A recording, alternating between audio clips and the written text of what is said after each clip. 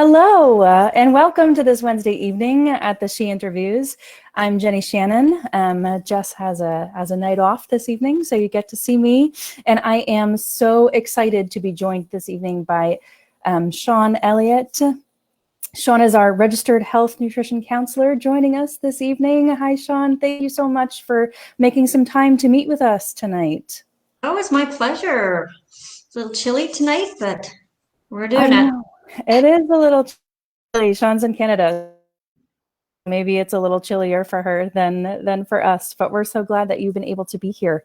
We've had so many questions or inquiries from our audience concerning issues around body image and nutrition, and questions that we haven't been able to get to until right now, but it was not on the back burner for us.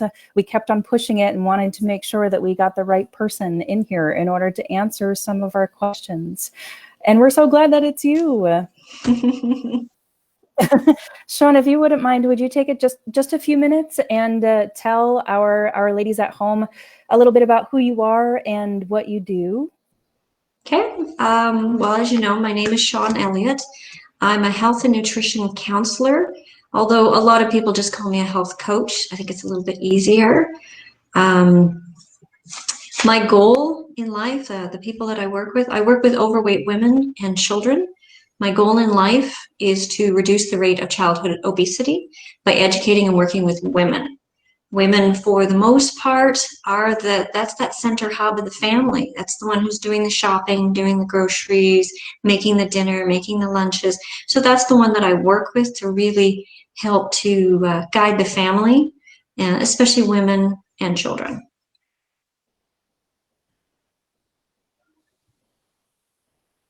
That's a little bit of a internet issue, but yes, no, thank you so much for giving us that information. I know women and children specifically during this year, the past year, right? We've all kind of been home more often due to the nature of COVID.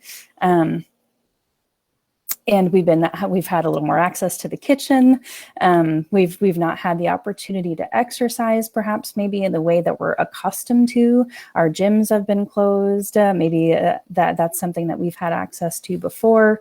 And our nutrition has just kind of been placed on the back burner simply because lack of time, right? A lot of us have two jobs right now. We have our full-time job and we're homeschooling, right?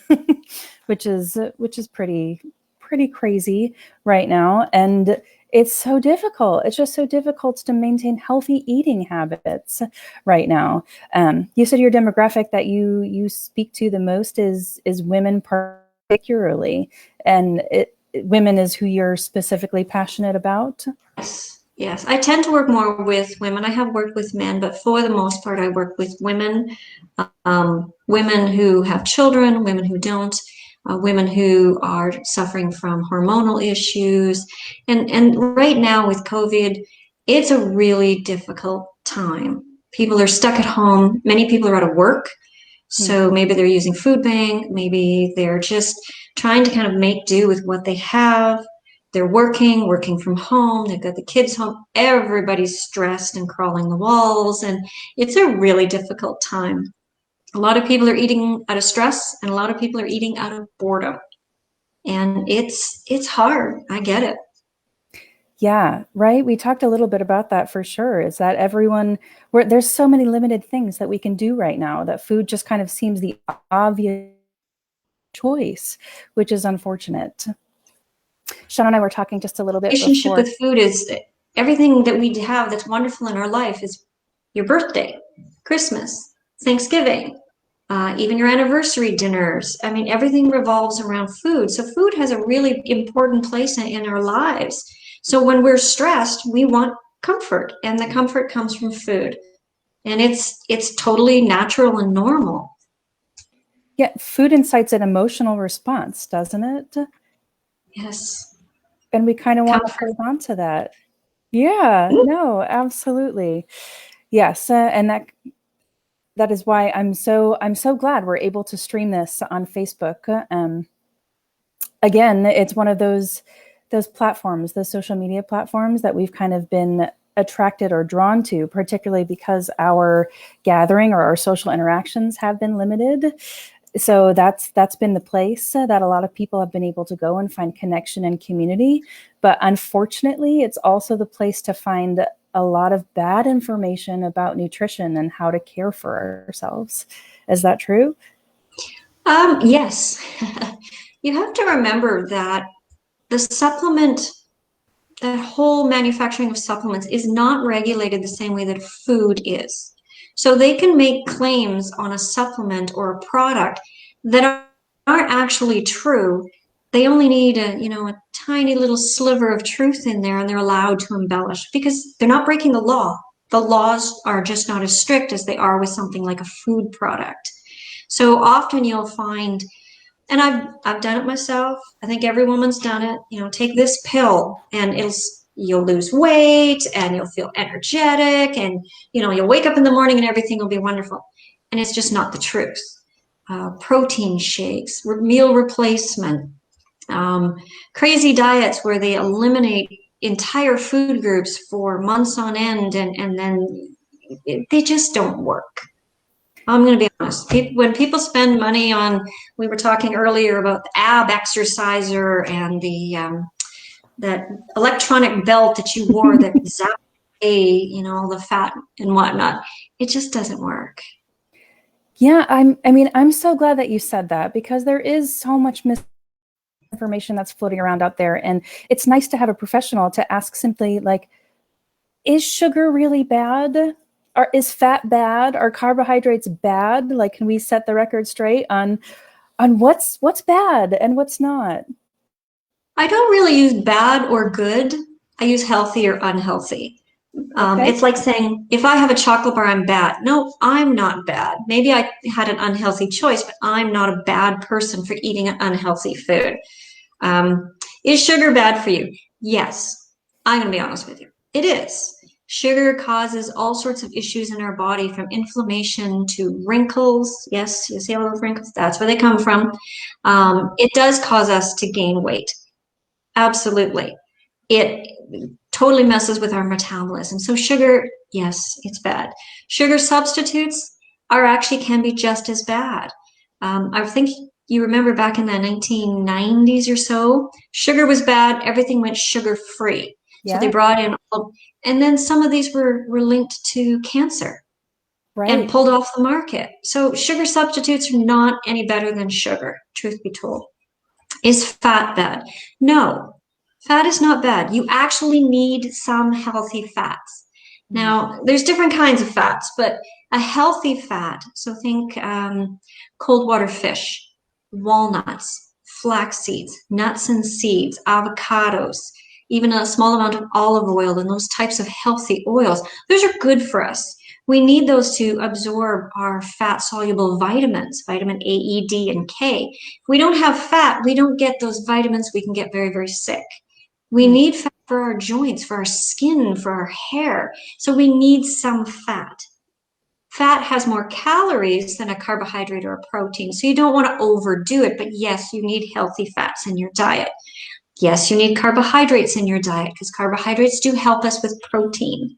Carbohydrates also include vegetables. So vegetables, of course, that gives you your vitamins, your minerals, your phytonutrients, your fiber. Have you ever gone fiberless? It's not a comfortable thing to do. So yes, you need carbohydrates. What you don't need are processed carbohydrates. Cookies and Mm. crackers and muffins and excessive breads and bagels and boxed cereals, which are really bad for you. Protein. Yes, you need protein in your diet.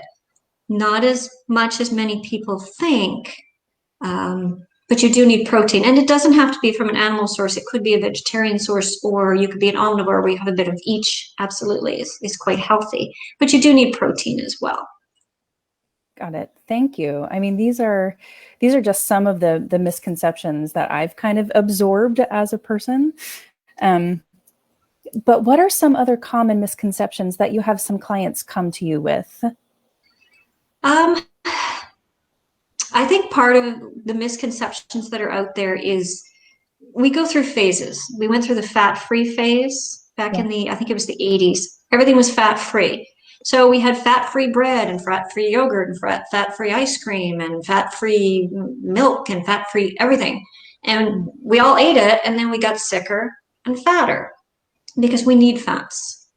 And then we went through the sugar phase, and we went through the sugar-free everything, and we got sicker and fatter. And now we're in this new phase where it's all about supplements. Well, if you take this supplement, it'll make you better. And you'll take this supplement, it can make you better. And the issues are, again, they're not regulated. And some supplements can interact with your medication. For example, I'm just trying to think of one off the top of my head, ginkgo biloba. Oh. If you have high blood pressure, it can have an impact with your blood pressure medication. So anytime you want to take a supplement, you need to talk to your doctor. Absolutely. But the latest thing now is, oh, you try this diet or that diet. And a lot of them are very restrictive calories. And so you lose your energy. Yes, you will lose some weight. But as soon as you stop restricting your calories, you're going to gain the weight back because you can't sustain it. A good diet is something that is balanced. It's based on real food. It's got proper portions with proper numbers of portions and amount of portions, but it includes all of your food groups. And like my favorite expression is life is about balance, not perfection. Because let's be honest, are you going to have a piece of cake again? 100%. Absolutely. So am I. Yeah. Am I going to have a glass of wine once in a while? Yes, I am. But I'm not going to do it all the time. So if you aim for balance in your life, don't try to be perfect. Aim for balance. A balanced diet based on real food, that's the best bet. That is what is going to get you healthy. I've heard of this concept of like the 80-20 concept, right? So maybe like keep pretty strictly healthy and avoid all of the things that you just mentioned that weren't necessarily of nutritional value, but are delicious. And then maybe utilize that 20% of the time to sneak in a piece of cake and a glass of wine. Is that, would that be an example of balance? Absolutely. I mean, if you, for the majority of the time, you're eating healthy foods in right portions, and then you have, okay, it's my birthday, I'm going to have a piece of birthday cake. Yeah, go ahead, enjoy it. If you're going to have the occasional glass of wine or whatever your particular treat is, because life is about balance. It is not about being 100% strict all the time, because really nobody can sustain it. I mean, I know women that they're, don't get me wrong, they are gorgeous. They are models and they're fitness models. So they get down to a very, very low fat percentage. And almost all of them have said, I'm not happy at that weight. I do it for the competition and then I gain weight after so that I'm comfortable and I'm healthier. Yeah, no, absolutely.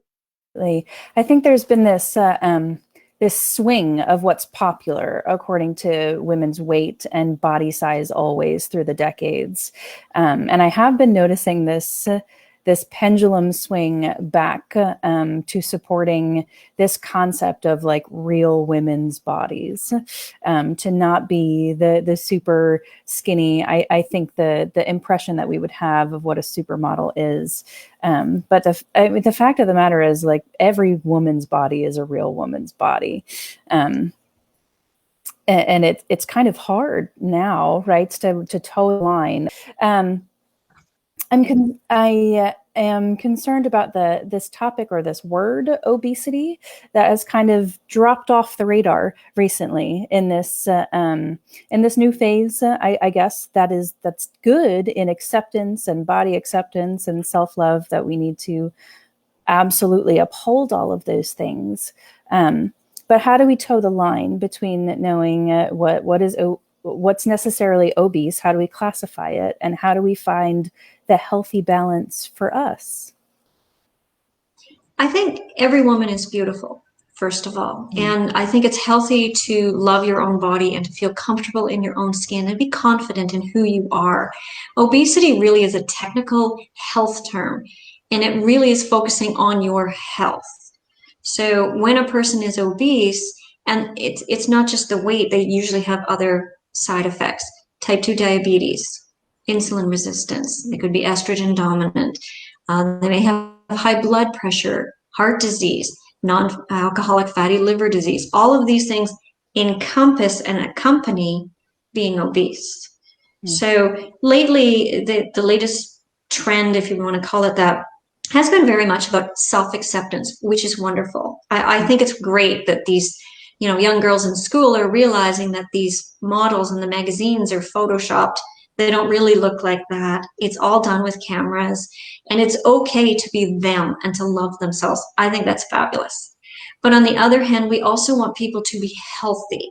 Mm. Healthy doesn't mean skinny. Healthy is having energy and vitality and having a good night's sleep and waking up in the morning and you feel wonderful. It's having the energy to run up a flight of stairs or play baseball with your friends. It's that confidence where you walk into a store and you can buy the clothes that you want and not have to say, oh, I can't shop in that store because, Mm. I don't fit those clothes, or they feel uncomfortable. It's being able to go swimming with their friends and not feel self-confident about, but this is what my body looks like. So I think there has to be a healthy balance between being physically healthy, emotionally healthy, and loving ourselves. I love that explanation because it's a reframing of a narrative that we are accustomed to, right? We equate being healthy with being skinny and what it looks like to a certain degree. I don't want to speak for everyone, but that was how I was brought up, and that was always my perception. When someone is skinny and fit looking, that means that they are in fact healthy. But if we can begin to reframe or reshape the narrative by utilizing those action words, right, that you used, that being healthy means being confident and having energy and full of vitality. Um, I think that it would really greatly impact, particularly young people, our young girls. Absolutely. I mean, just because someone is this person's 130 pounds, this person's 140 pounds, does this make one person more beautiful than the other? No, it doesn't. They're both wonderful. They're both beautiful. Hmm. Depending on your height, one could be a better weight for you. Sometimes you feel more comfortable being slightly heavier than slightly thinner, and you're actually healthier. I mean, just because someone's skinny doesn't mean they're healthy. Yeah, no, that is a really good thing to remember. And I think that we, particularly as women in the media, have to work a lot harder to make sure that that message gets across, so that we don't raise a whole other generation of girls who feel uncomfortable going into stores that perhaps maybe they don't fit in, or who have a different body shape that is the popular one at the moment. Well, and that shape changes. I mean, it used to be Yeah. with Marilyn Monroe, we were very voluptuous, and then Twiggy came along, and everything got really, really skinny. And then the models changed, where they were very, very, very tall and had kind of a triangular shape. So that became. I mean, shapes come and go, and trends come and go. It's kind of like the height of the mini skirt. Right. Absolutely. No, and I love that you use the word trend because that is the truth. Um, so we talked a little bit about all of these issues that we bring with us, how we view being healthy and what our perceptions are, what our narratives might be, what is in fact healthy and what's not. So thank you for breaking that down. We demonize these words like carbohydrates when there's nothing. We need them, our bodies need them. Even though a lot of these systems that are advertised now will tell you that you don't, right? And to avoid them, to lose maximum amount of weight, which probably would work, but maybe not in the long run, I think is what you were getting to. But what would be the first step that you would suggest for a woman right now? We are overwhelmed, we are overworked, and now we have all of this information about our nutrition, but we don't know where to begin. I think the first place for any woman is to see their doctor. You want to make sure you do not have any medical conditions, because that can greatly impact on how you need to approach. And if everything was fine and you were totally healthy, start with the basics. what is a portion size? How many portions do I actually need? For example, 2 pieces of bread is 2 servings of a carbohydrate, a processed carbohydrate.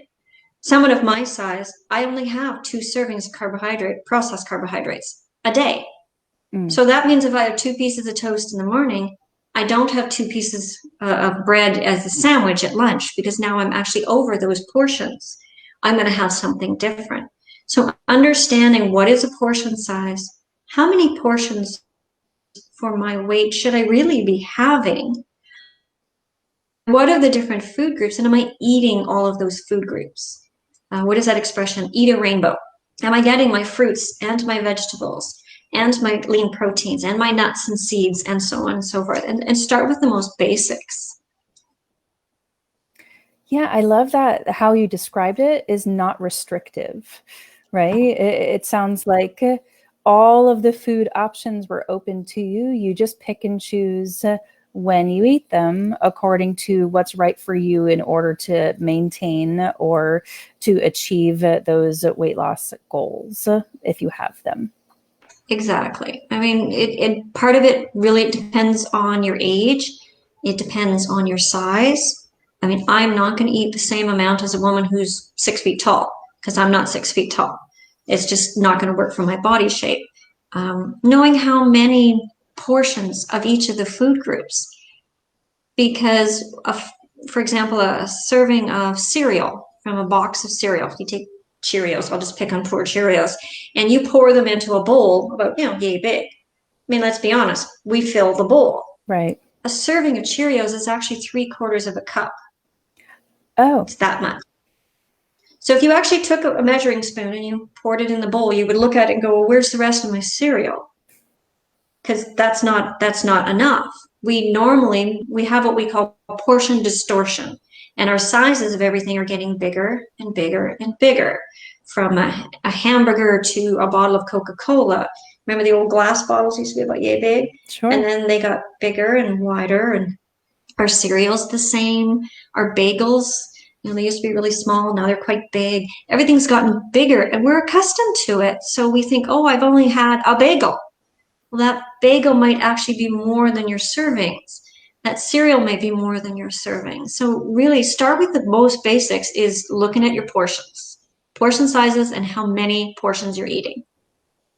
Is there any specific tools that you'd suggest about portion sizes? Do you talk about food scales at all, or? Don't use a food scale, mostly because I don't want to wash it. I'm going to be honest. Yeah. I use a couple of measuring cups, and otherwise use your hands. So a serving of fruit is the size of your fist.